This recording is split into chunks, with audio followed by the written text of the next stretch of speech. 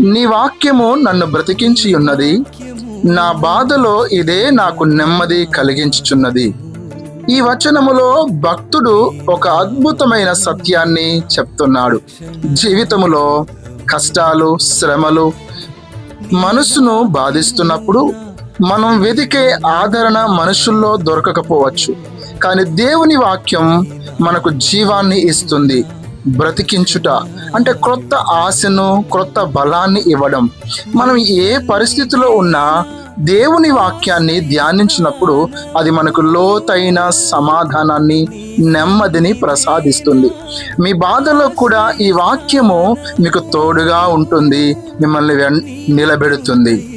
కాబట్టి ప్రియమైన వారలారా, మీ బాధ ఏదైనా సరే దేవుని వాక్యాన్ని పట్టుకోండి. అదే మీకు నిజమైన నెమ్మదిని ఇస్తుంది. దేవుడు మిమ్మల్ని దీవించి ఆశీర్వదించునుగాక. ఆమేన్.